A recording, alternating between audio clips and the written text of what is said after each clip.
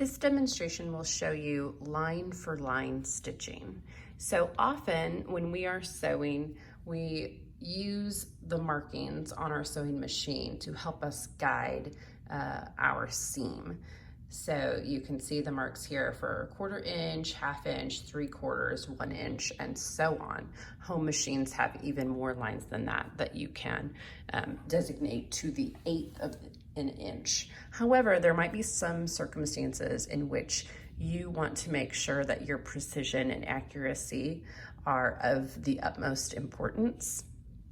And in that case, you can do what's called line for line stitching. So in line for line stitching, you will mark your seam allowances. So often we are cutting our fabrics with the seam allowance built in, but not necessarily marking that seam allowance line. So if you mark your seam allowances on both pieces, and you can see that I've done that here on this sample piece, my seam allowance is marked at 1/2 inch. And then when you go to match up that seam, place them together, pretty side to pretty side, or right side to right side, and then your marking is on the wrong side of your fabric so that you can see it. And as you pin, you can notice that I am pinning along my line, and I'm pinning with the line. Often we are pinning our fabrics together perpendicular to the line that we are sewing, and sometimes jumping over that pin as we sew. This is not the case that you want to do that. You do want to pin down the line, and you want to make sure that all of your pins are faced the same direction. The direction should be that the head of the pin, the ball of the pin, is facing at you so that you can easily pull and remove them as you feed them into the machine.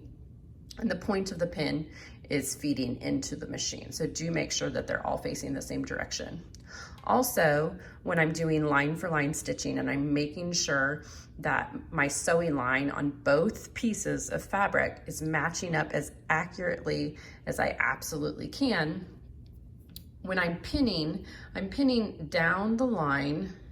So I'm inserting my pin right on the line, and then I am double checking the back side of my fabric that I have also, hit that line on the back side of the fabric. So I'm checking both sides as I'm pinning. And again, when I'm inserting my pin, I'm making sure it's hitting the line on both sides of the fabric there. If it's not hitting the line, you can very easily scoot and adjust your fabric pieces so that it does hit the line. So make sure that you're pinning very carefully and accurately. The pinning portion you need patience with, and you need to make sure that that's pinned as well as possible. That will make the sewing part of it much easier. You might already know this technique from sewing darts. It is a very similar technique to make sure that you are hitting that dart line on both sides of the fabric. Line for line stitching is exactly the same. And there are some professional shops in some circumstances that require line for line stitching. And if a stitcher is stitching off that line, it accidentally jumps off in some way, they haven't pinned it well, etc., they will be asked to do it again. So getting in the habit of supreme accuracy is a really great educational experience. Okay, so when I start to sew, I'm gonna sew this just like I do any ordinary seam. If you're doing line for line stitching, you are probably a little bit experienced in sewing. I apologize for the noise of the machine, but the industrial machine is rather loud, so I will speak up. Do line up your needle with that sewing line as best as you can. Sink your needle to start. I start a little bit inward from my fabric so I have space to backstitch, and then I will be pulling these pins out as I approach them.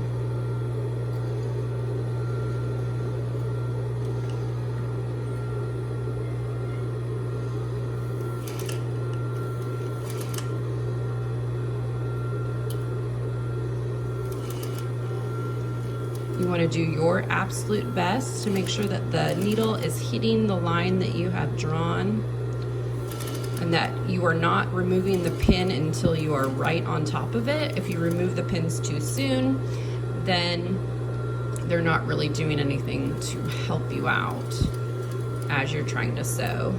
very accurately.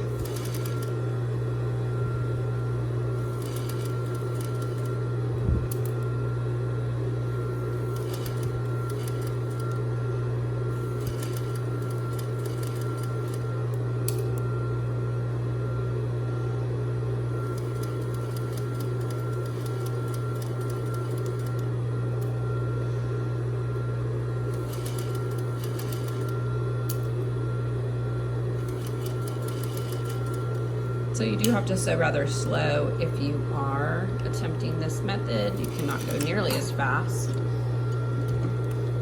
Back stitch at the end, and then we'll see how we did. Examine the front to see that we hit the line pretty well all the way down the line, and then examine the back. I'm off by just a hair there. So if I was in a situation where I had someone evaluating my work, I might go back to this section and adjust that, but the rest of it looks pretty solid all the way down. I have hit the line. I've basically covered up the line with my thread as I sewed.